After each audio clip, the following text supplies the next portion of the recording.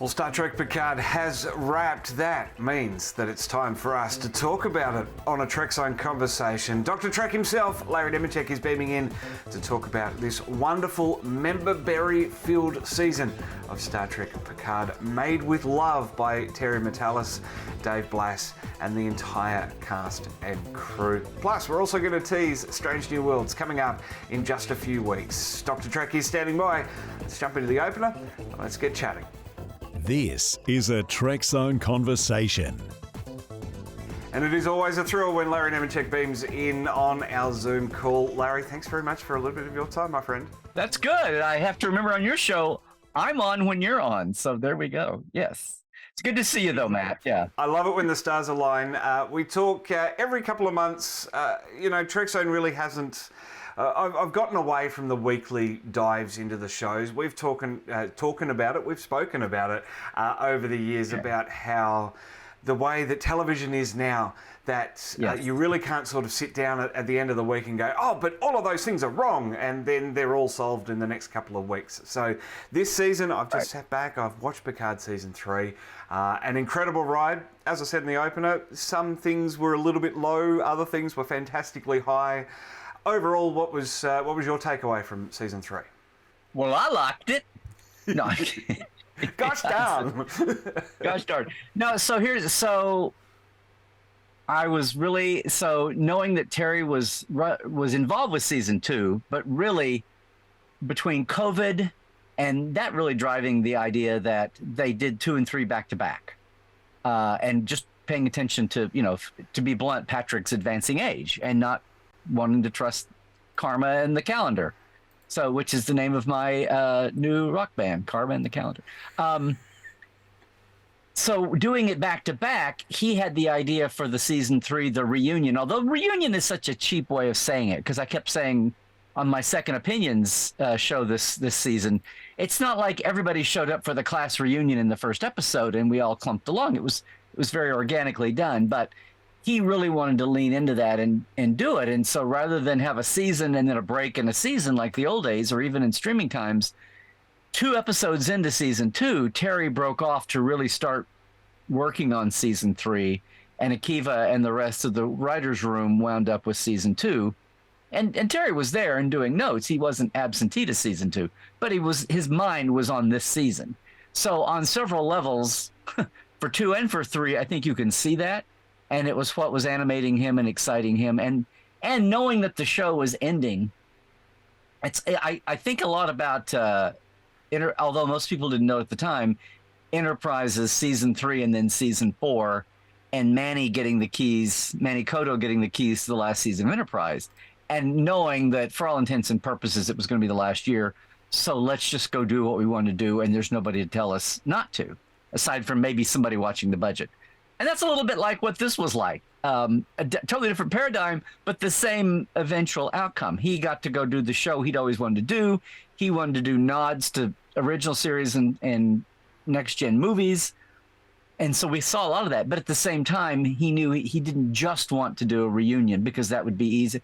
As fun as that would feel, that would open up to a lot of criticism. And most of all, from Patrick on down, and people like Gates and Jonathan talking about it, Gates McFadden, Jonathan Frakes, how about they didn't just want to revisit, the old characters. They wanted something valuable to do. And so between that and looking at the problems of serial structure over 10 episodes and what's plagued Discovery, what's plagued Picard also so far, I think they found we can talk about this, but I think they found ways to not have, it wasn't so much a big bad over the course of the season. It was kind of a chase in a mystery.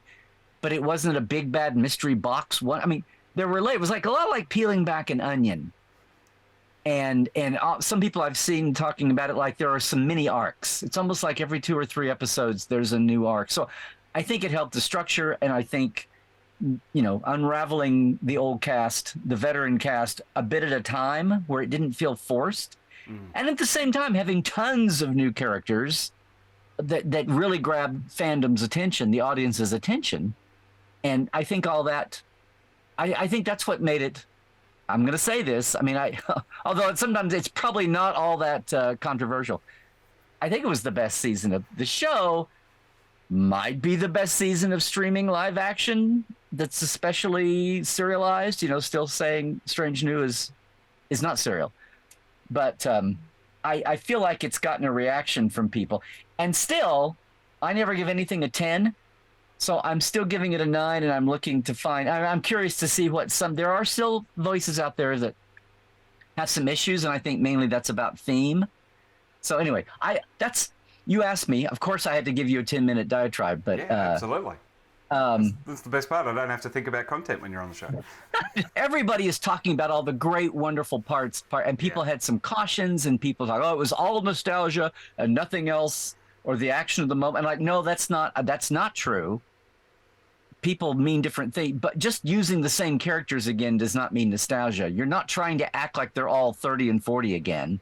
We're putting them at this time in their life and telling stories about this time in their life, just like the original series movies weren't nostalgia using the characters. You were looking at them in this time of their life. Yeah. And that's a vital part of the story. But the legacy, hashtag Star Trek legacy, is who are the new characters? And of course, a lot of them are family connections on screen and off screen. So, that's a part of it. But you don't look at it and say that Liam Shaw is a nostalgia porn aspect of the show. That's an organic new character that people love to hate, and then they went beyond that even, and people were rooting for him. Much less the LaFord sisters, much less Jack Crusher, much less every other aspect that we got into. And people who had screamed for years about, let's see what's going on in the Star Trek universe beyond Nemesis. Picard has been the show to give you that, and this one really much so, and giving you some surprises along the way. So yeah, for all those reasons. But yeah, there's still some things to critique about it, I think. I do think that you spend enough time with a bunch I'll take of a people. breath. Okay. I think spending as much time as these characters did together on Enterprises naturally means that when they're in need, they're going to reach out to these people. And that's exactly what happened. And also, too, you can look at it from the perspective of, well, these changelings have come along, and they're, of course, going to put everyone together, because who is Will Riker going to go on a crusade for? Of course, it's for Troy being captured. So there are those things. Would it necessarily be those people or blah, blah, blah? I don't really care. It was fun to see everyone from the Next Gen back. I wish that we could have had Wesley in there somewhere. Traveling he's off traveling. Yeah. Traveling in, traveling out. You got to mention a lot of things got mentioned even if they weren't there. Yeah. And Terry, being the fan and pro that he is, and a lot of the people working on the show, and it shows, talking about all the things they wanted to do, and it was a matter of timing or scheduling or budget. They wanted to. Some of the folks having Rolaren back, and then having her killed, but then talking about how they had planned to bring her back and beam her off the shuttle before it crashed into that nacelle on the Intrepid. And even they have a plan to bring back Shaw, although I think the entire Trek world is just screaming, Seven has nanoprobes and they once saved Neelix from death. She can do, Shaw gets hit in the shoulder with one phaser blast, and that's going to put, no, come on. We've seen far worse deaths, So just to hear that there are resurrection plans and Kira was going to be the one who was going to beam off Ro at the last minute, going back to the old Maquis, Bajoran Underground, I don't know, but there have been a lot of plans put forward for having people, or at least mentioning more. People were upset that Kestra was never, and he said, well, the headcanon was that Kestra is in an advanced prep class for the Academy. So, but you can tell when you get, most of the time, 99% of the time, if you get Terry on something, or one of the writers, but especially Terry, and then to another extent, my hero, Dave Blass, the production designer, who brought back all the veteran art people to join his own talented staff and give us this glorious visual look that was a big part of the show's, the love fest going on this year. Yeah. But them having, and knowing that Terry's consulting with Doug Drexler and John Eves and the Akutas too. But even as this was such a, I didn't think about it at first, but this is such a bottle show season. The Metalis District 6, the crime city, slummy thing. That was outdoors at a location at an outdoors parking lot mall kind of situation near the studio. But other than that, everything was on ships. So you'd better hope that the ship looks mainly the Titan, and then gloriously the Enterprise D at the end. But you'd better hope that the techie parts sat well with people, since there was so much time spent aboard ships. They were going to get a lot of bang for the buck out of the set. And but a lot of that was retconned, and Dave Blash just takes it upon himself to. There's 380 ships at Frontier Day, give or take. One of the effects people told me.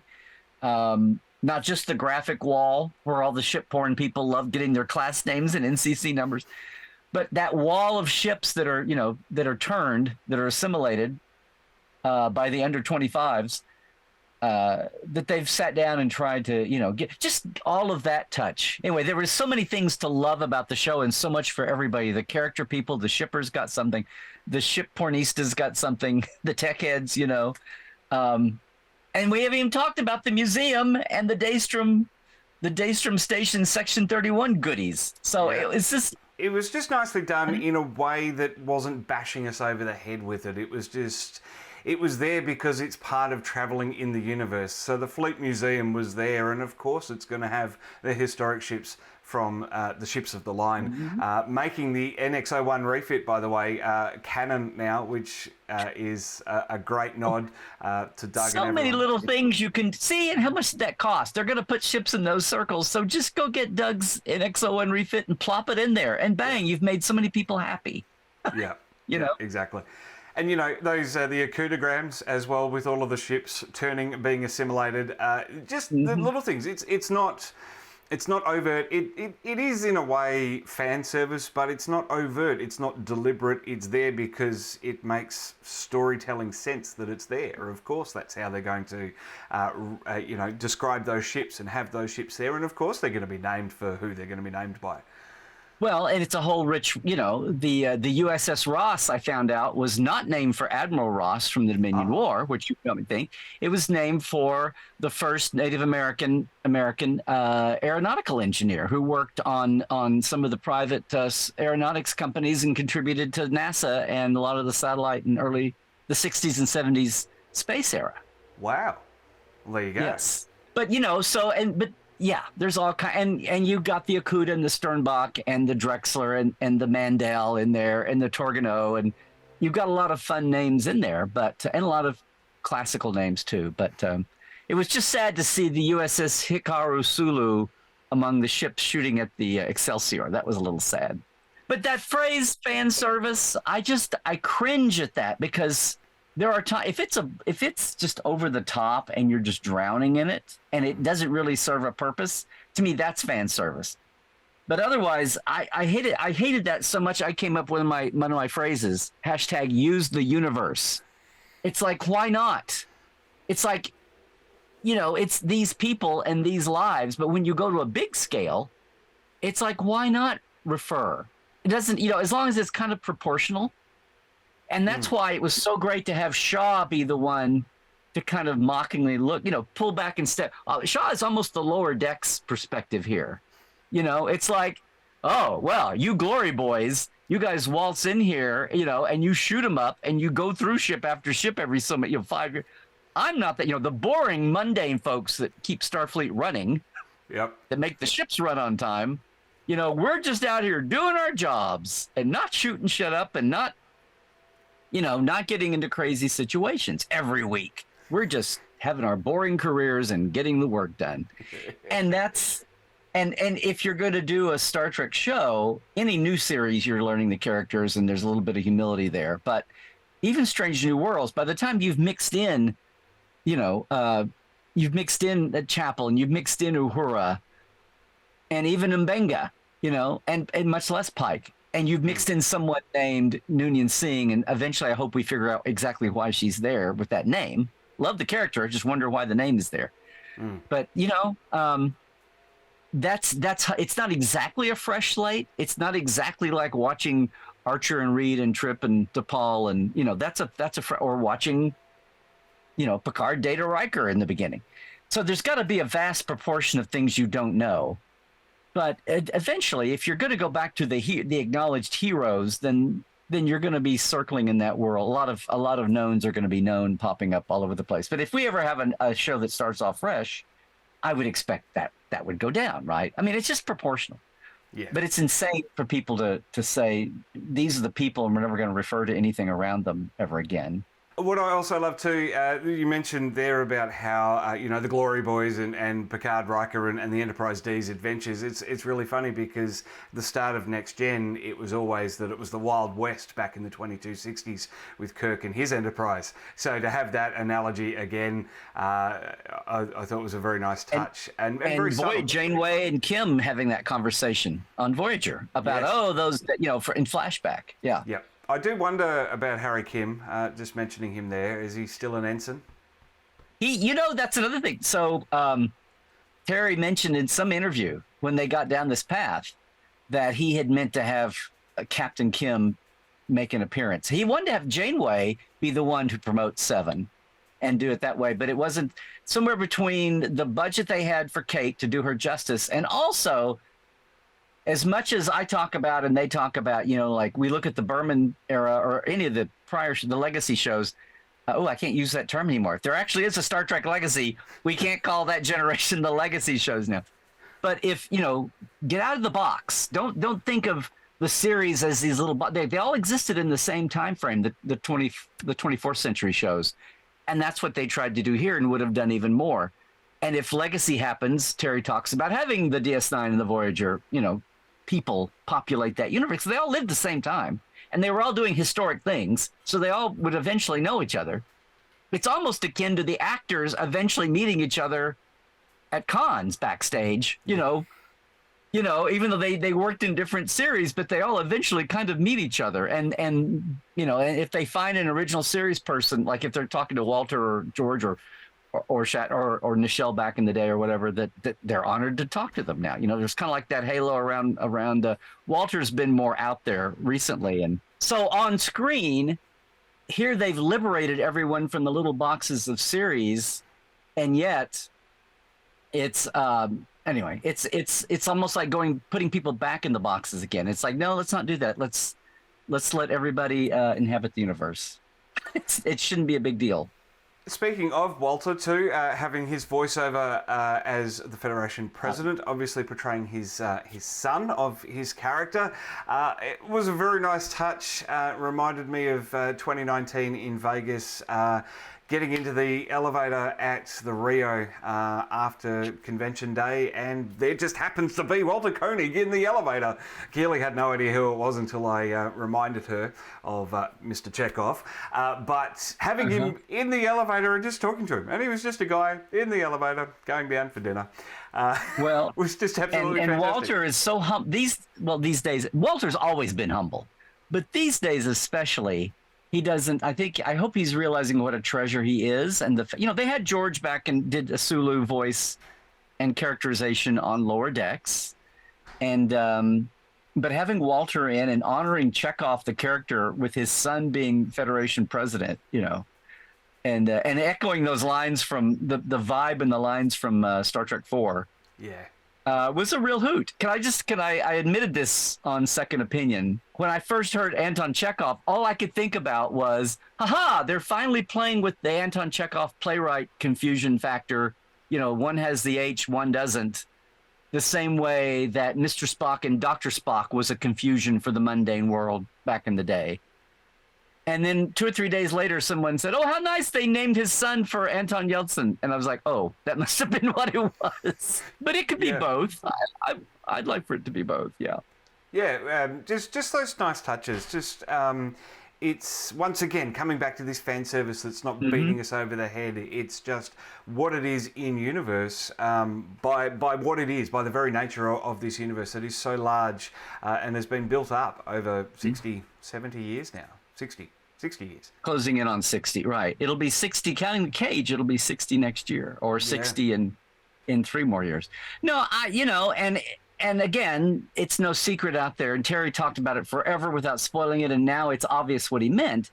There is a spin-off set-up show here, and whether Shaw is revived or he becomes the new holographic command hologram or whatever, or whether they bring him back in the flesh. But having Seven as the top, as a legacy character, Raffi as a junior legacy character, she had her all 3 years on Picard.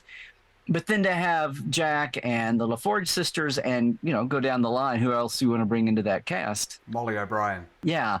But having everybody around as long as possible, you can have the LaForge sisters' dad be able to pop in for a guest episode, or, even Data and LaForge turn up together, or, Beverly, or the captain himself. So, I want to go back and it would be great if they could bring Kestra into this crew and have her be a cadet on assignment. I just thought I still will say, I thought Lulu Wilson was amazing when she played Kestra back in Nepenthe on the first season. And I'm like, this girl's going places as an actress, and I hope they can, find a way to use. I was disappointed when they didn't have Kestra, even like on a view screen with Marina when they were at home. Whatever. But that's fine. They've got time now. Hopefully that's the thing. I've been worried that there's been such a tsunami of love for Legacy. And I don't know if you want to talk about if you're ready to pivot yet or not, but yeah, I'm worried that it wouldn't set up, like a pushback, a popular, like, oh, let's manage the popularity factor here. Although that's exactly what happened with Anson Mount and Pike and what became Strange New Worlds. But as I keep telling people, that was a different landscape then. They only had Discovery. They had a couple of ideas on paper, starting to think about fleshing them out, namely Starfleet Academy and especially Section 31. And then somewhere between Michelle Yeoh's schedule and the popular demand for Strange, for a Pike show, for Anson in a Pike show with Spock and Number One. That blew that out of the water. Then, in fact, some folks have told me that they were on payroll for a month and a half doing Section 31 before the decision was made to hold up and switch over and work on Strange New Worlds next, and just put Section 31 back on the shelf for a minute. And how well did that work for Michelle Yeoh? Yeah, exactly. Waiting on her schedule. Out of it. And I heard through the grapevine, after she won her Oscar, a lot of fans were saying, oh my God, they'll never be able to afford her. Well, she wanted to do it in some form. The bigger issue was she's so popular and so in demand. In the next 5 years, she only had this fall open, like 4 months, September through December or so. Correct. And then after that, she's booked up she couldn't physically do it. No, if she asked for a penny, she couldn't physically do it for 5 years.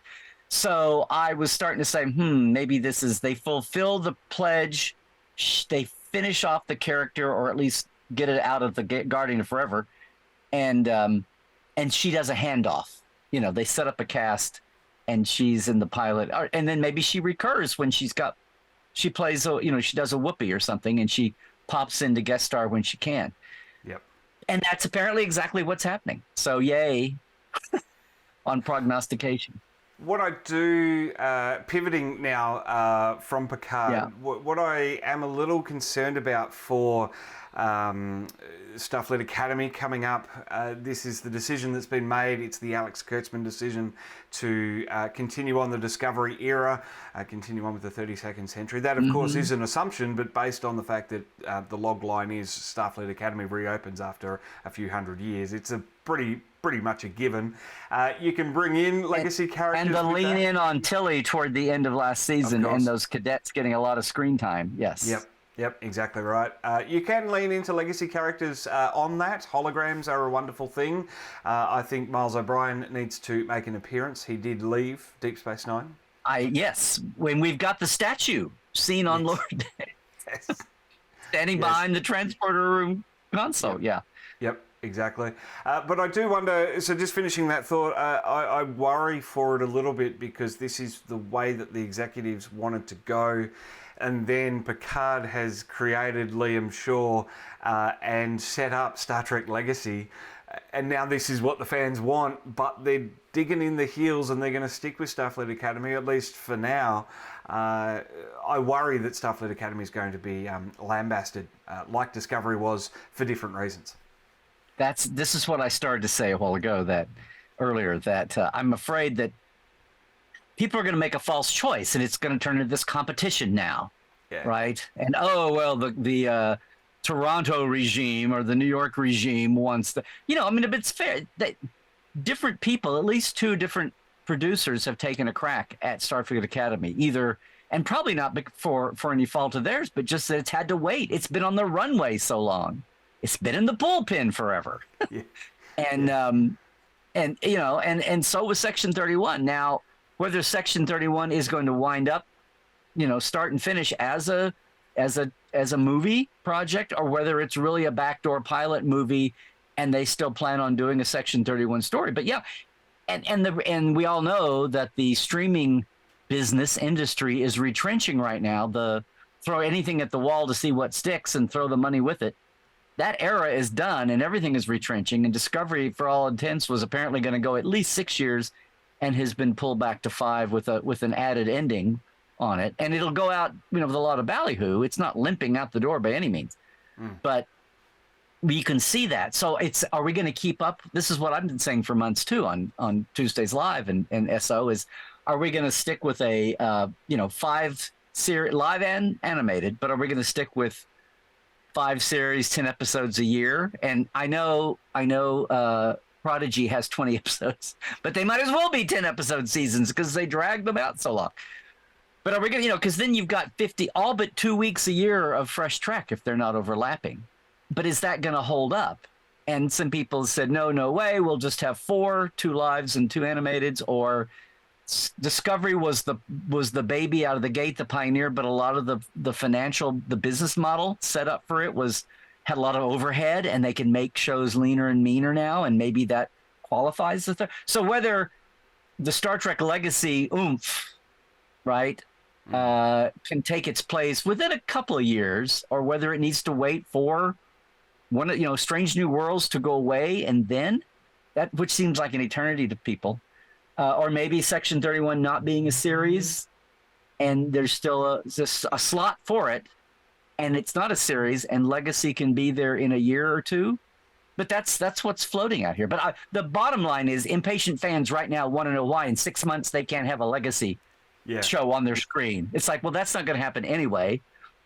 But and not just the idea, but the team, And so I'm the same way. I was really hoping we didn't get into this whipsaw, this destructive, not helpful competition. It's like, guys, come on. And the poor Section 31 and the poor Starfleet Academy folks have been waiting in the wings for ages. So interesting news from Trek Movie a couple of days ago that the petition for Star Trek Legacy is now bigger than the petition for Strange New Worlds was in Discovery's second season. But as you've said today, very different landscape from then to now. It's probably not going to have the sway. I do worry that we've talked about it in the past. It's this vocal minority that aren't happy with the way things are these days, and they want the glory days and whatever else. And I think we're back in the glory days, but it's just another thing for them to latch onto. And all those YouTubers that spend no amount of all amounts of time being negative. Well, I love how when the cut back to 5 years, which, yes, it was canceled, but it was like, we're going to adjust the end game here. As somebody said, 5 years of streaming is an eternity these days, when 3 is kind of the average. And Picard's 3 was always announced up front, and that was driven by Patrick. And, just the same way, the same clout that Patrick had. The show was about him, and it wasn't going to be made without him. There was no point to doing a series called Picard if he wasn't going to be part of it. Yeah.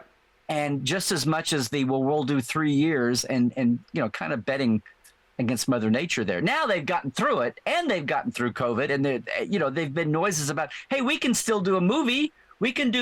I'm up for guest appearances. I mean, like the pessimistic side of trying to predict the future has passed, and they've come out the other side. But it was always going to be 3 seasons. So what's going to be the old normal was 7 years of 26, and it's less than that, and you were a failure in the eyes of the the 90s and the aughts. Yeah. And going 3 seasons at 10 is the thing about Star Trek is, on the physical shows, the live action, they've made such an investment, in the sets and costumes and props. The physical environment has been so invested in that is 3 years of 10, is that enough of an ROI to justify not going more than 3? I don't know. It's a brave new world out there, Matt. Streaming Exactly. is.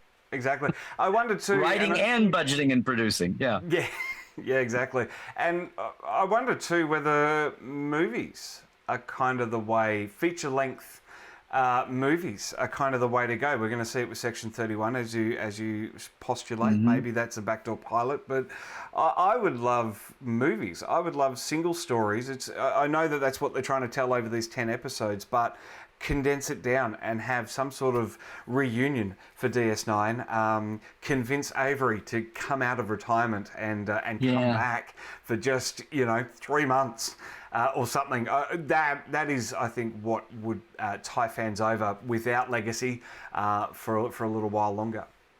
Almost like a short duration Treks, not a short length Treks. Yes. Yeah. Yeah, short trek, if you will. A short trek, but not a 15-minute short trek, a 1-2 hour movie short trek versus. No, when they announced CBS All Access, there was a whole gamut of formats they talked about, and short treks was about the furthest that went, and that to me that was always like a lab theater to try out ideas and people and situations, and people being actors, directors, writers, composers, even an editor, down the line. And a couple of different animation styles, neither of which wound up being the animation styles used, tone and vibe and all that. And it went away, and now they're talking about it again, which is a signal that may not just be about how do we set up a new franchise, but this is like how do we use the slots the levers that we can play with.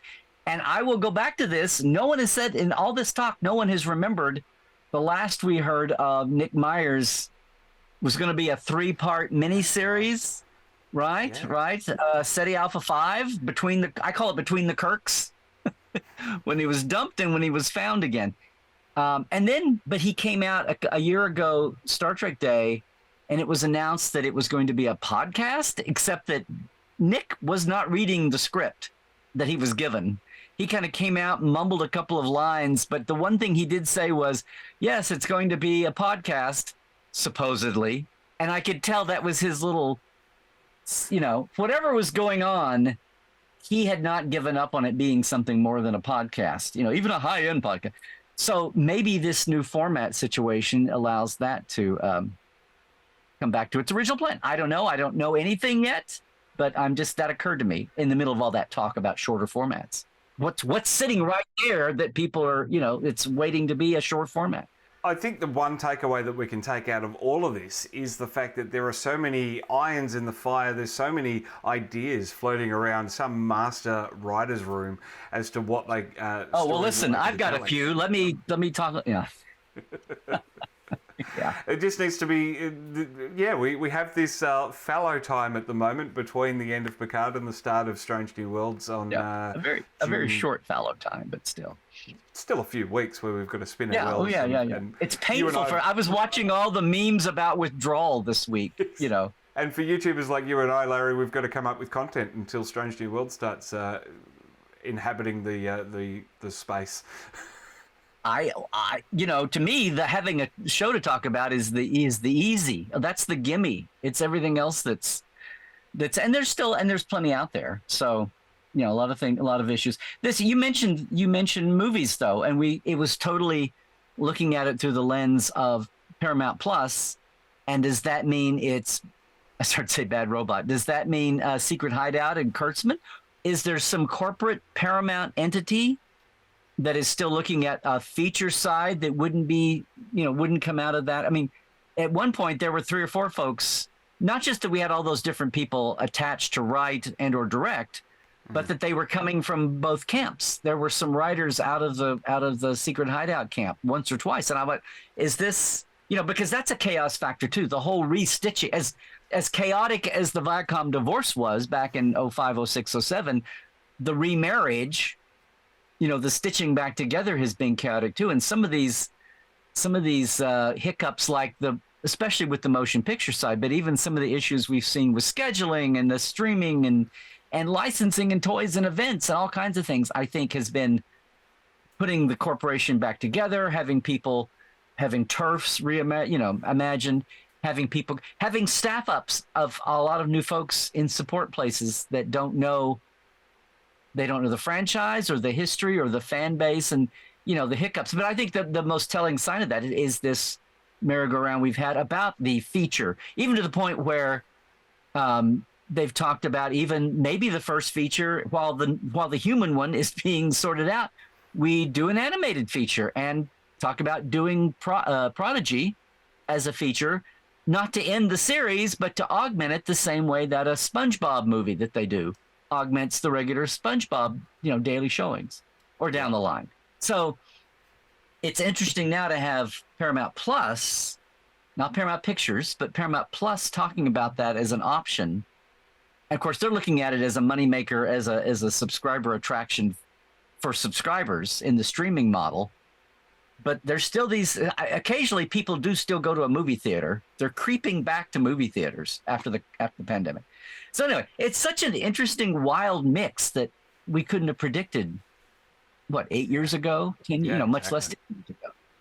And who's driving the movie machine, or will there be parallel movie tracks? And will the streaming movies always be a little bit, will they be like the equivalent of the old TV movie? I don't think they will, because they're so cinematic now. People debuted the finale of Picard in IMAX screens and people loved it. And I've had so many people say, I'm spoiled. I always want to watch Picard or a modern show on an IMAX screen now. So it's not like they don't hold up. It's not like the old days. Yes. But, you wonder that budget number, the big one, the huge number versus the mega millions like a Marvel movie would be. Anyway, that's all part of the future, too, that's sorting out. Yeah, absolutely. As you say, things that we wouldn't have thought are possible when Discovery was first announced in 2016. Just incredible how far we've come in that time, almost 7-8 years. Just incredible. Let's look to our last point on our whiteboard for today's show, Larry. That would be Strange New Worlds. It's coming back in a few weeks. Yeah, that thing, that small series with one Anson Mount. Who I did stand on a table when I met him and proclaimed, "Oh, Captain, my Captain." Paramount Plus is giving me an opportunity to chat with the cast again ahead of the premiere. Looking forward to that. Very good. Don't know whether I should have said anything because it's not actually confirmed yet, but I have put in my intention to hold the interview. I will do it once again. Of course, we've met Jess Bush as well. She was over here, Nurse Chapel. Well, your homegirl, yeah. Homegirl, yes. and homegirl, literally. She is from Brisbane as well. So that's coming back. Looking forward to that. We've got a Lower Decks crossover in that as well at some point. A couple of comments on Trekzone's YouTube about wishing that we would know more about this for now. I guess first up, Larry, what do we know about this crossover? We know that it's Boimler and Mariner. It's Jack Quaid and Tawny Newsome coming over live, who are both capable real life actors. And are went to voice acting as not as a side, but they can do both, and so it's not a big stretch to write parts for them, being their real life characters coming over. And from what Anson said I can't believe it's been this long ago when they but I think it was Mission Chicago when they talked about this, if not the fall, right. But it was talked about publicly. That he's going to be animated. So it's like it's not even a one way, unless I heard that wrong. But the bigger question for me, the minute it all blew up and people were like, oh, losing their brains over it, I went, wait a minute, they're 120 years apart in Star Trek timeline. So on top of this two-dimensional, three-dimensional aspect, they've got to figure out who. Please don't let it be a holodeck. Please don't let it be, let's have real time travel. As if that real time travel, not fake time travel. Let's have real time travel for this. And is it really going to be two-way, or is that just going to be a trick for the moment or whatever? And Jonathan is the director. It's a Strange New Worlds episode, so it's an hour. And Jonathan is the director. It is going to be incredible. I do hope that if it is unfortunately a holodeck adventure, that Boimler or Mariner are the chef on the Enterprise. Well, let's hope so. And Larry, not only that, we're a few weeks away from Strange New Worlds, as we've been talking about, but we've had a shiny new trailer as well. It's kind of been our story trailer, and we've seen Klingons. They have those old ridges back. The old ridges, the new ridges, the old, yes, apparently not an augment colony, whatever. No, there's that. I made a reel where I was laughing because I was watching that scene, and there's some new alien head behind there, and I said, you guys watch the Klingons. I'm gonna watch Lime Groot back here. It was just funny, but it was really compelling. But no, the Klingons are in it. There's some really they're spacesuited people drifting free. There's Klingon D7-ish, whatever that is. And the time travel. It's a joke scene, but how else would they be running around? They're running around in downtown Toronto in 2023, apparently. Some incredible things to look forward to. And also, there was the Gorn are back as well, so they're obviously going to be the big bad. It'll be interesting to see how we balance Gorn and Klingons. We've obviously come out of the Klingon War just a few years previous from that Discovery time. So certainly some interesting stuff ahead, and a lot less prosthetics there on the southern continent, I believe. Romulans, Klingons, whatever. Yes, it's whether it's the South Continent always gets less prosthetics, I don't know, but different planets. There's lots of worlds in the Klingon Empire. It's huge, so it's bigger. It's bigger than anything but the Federation, apparently. So I'm up for that. But it's canon. We had it on screen finally. But no, it's a glossy. It's a really cool.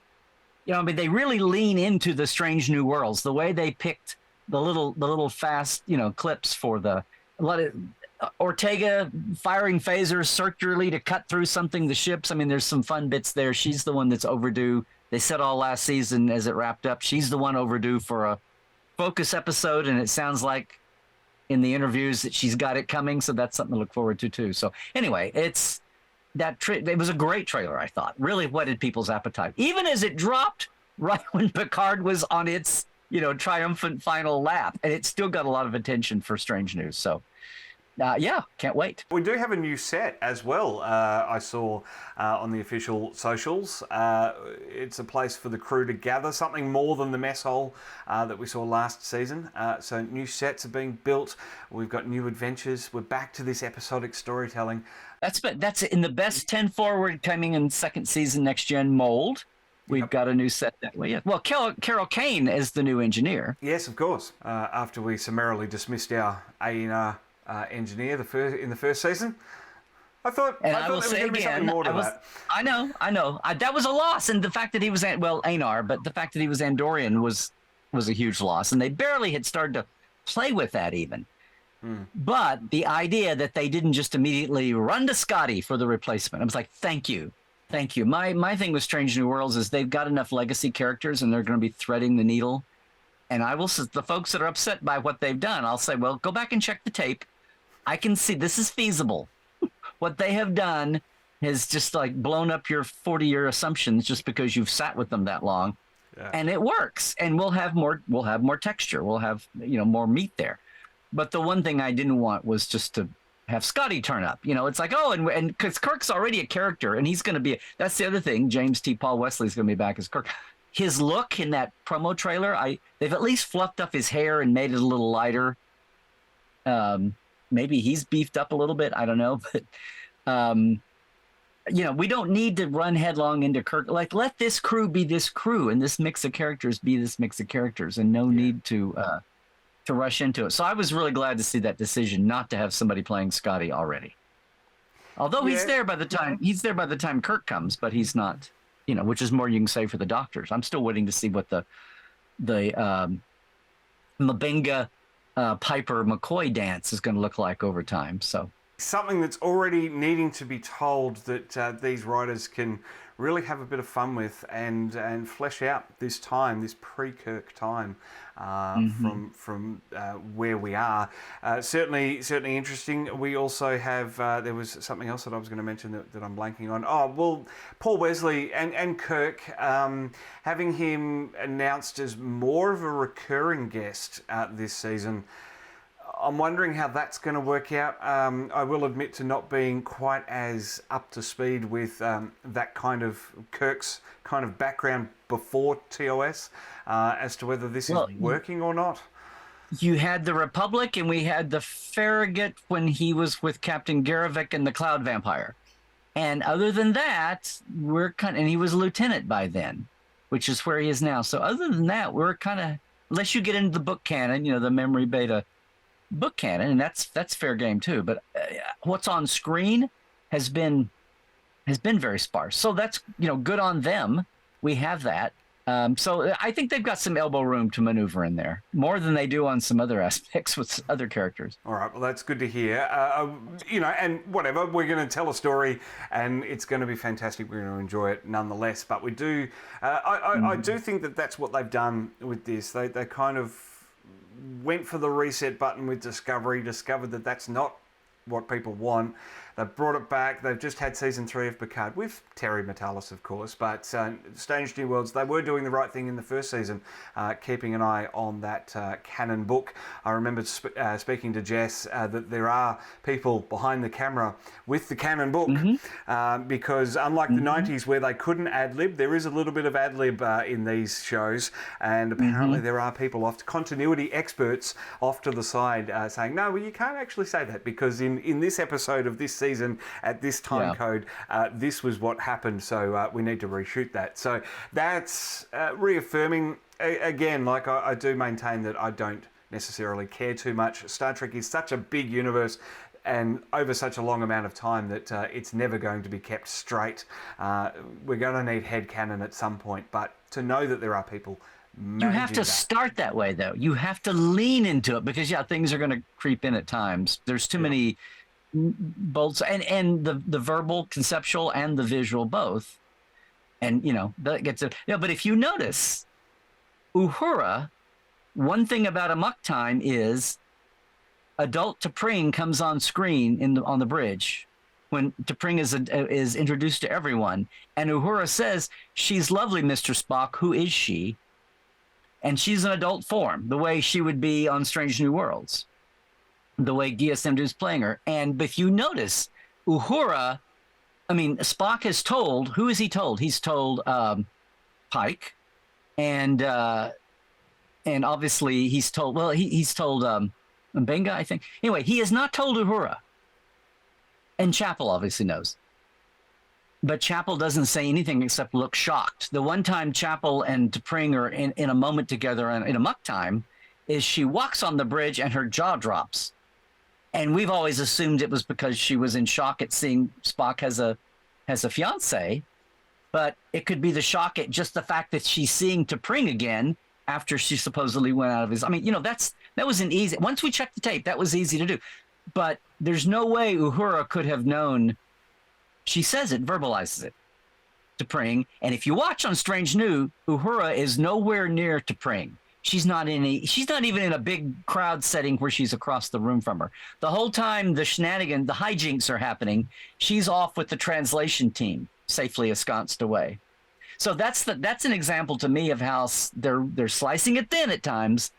But if they don't mess that up, they don't have some scene where Uhura walks up to T'Pring and says, "Hi, I'm Uhura. Who are you?" "Well, I'm T'Pring." That would kind of, let the air out of that balloon. Well, I was going to say, with Uhura, you could go back to Star Trek 6 and just look at her needing to look up Klingon dictionaries. Would she have needed that? And that was Star Trek 6. But anyway, this is the series that we have. I know. Well, she was so paranoid about getting something wrong that she just wanted to make sure. There you go. There's the headcanon. I love it. And you don't even trust the UT. You go and get printed. And there's also universal time, universal coordinated time on the bridge as well. But yes. Anyway, we digress. Larry, it is going to be absolutely exciting. That is a podcast about Star Trek, where it is at the moment. Always love chatting with you, because there are always things that I've forgotten, stuff that help me articulate as well. So I'm so looking forward to Strange New Worlds, June. Oh, I've absolutely. only got a little bit of time to wait. Yeah, absolutely. Will last year's Pretty Boy hold up to the scrutiny now? And no, I hate contests and judging and making points, but it's exciting. They're all excited and they're thrilled. And you've got Henry Alonzo Myers on that staff. A lot of the writers are big fanboys and fangirls. So, and we saw that first season, going through the ringer and the filter of what modern Trek looks like. But the heart's pretty much there, and a lot of people enjoy it more so than, I don't know, the visual folks who are very scrutinous on that. There was a lot of heart and soul in the visual look there. So no, it'll be fun. Here's the thing. I'll throw one little last boner at you. We're sitting here in the States wondering if we'll have a writer's strike, and probably won't affect our Star Trek unspooling for the next year, but it may be almost like a pandemic again come next year when we're looking at maybe delays, maybe they get creative and, whatever happens. But that's a thing that's just kind of floating out there. So just beyond sensor range, and we'll see. It may be in our faces, but long before you and I talk again, we may be much more impacted by the writer's strike if it happens than we're thinking right now. But, let's see what happens. Hopefully we can get that sorted. And all this streaming stuff has kind of happened ahead of where unions are at, and making sure that everyone gets what they're entitled to and gets what they deserve and isn't run into the ground. Well, that's the streaming world with 10 short seasons. Instead of having one job for 26 episodes or 22 episodes, they've got to run around and network and get in for 2 or even 3 series now to be able to just have a basic living, much less afford to live in SoCal here, Southern California. So just as the last writer's strike, I can't believe it's been 15 years, was all about new media and the landscape changing, this is just magnified. That was just about making sure they were fairly paid. This is about, you've got to reorient the whole structure, because the old dinosaur system of the long seasons on broadcast networks and reruns and all that, that's a dinosaur concept, or it's being supplanted. The majority, the bulk of writing is for all the streaming series, and that's a whole new critter, and the writers are mad that the producers have taken advantage of it. And it's like, okay, the birthing pangs are done, we know what this looks like now, we have to reorient it. So we'll see what happens. Absolutely, Larry. We'll be keeping an eye on that. We can find you at LarryNemecek.com. We can find you on Trekland Tuesdays Live, Second Opinion as well. Plenty of content from you on the socials as well. And experiences, Portal 47 and Trekland Treks Day Tours, everybody, if you're in LA. Yes, the next time I'm in LA, I think you've promised me a tour. Okay. If you haven't, you have now. Apparently so. Lunch is on me. Okay. Love it. Larry, thanks for chatting, and we will talk again very, very soon. Thank you, Matt. Trek well.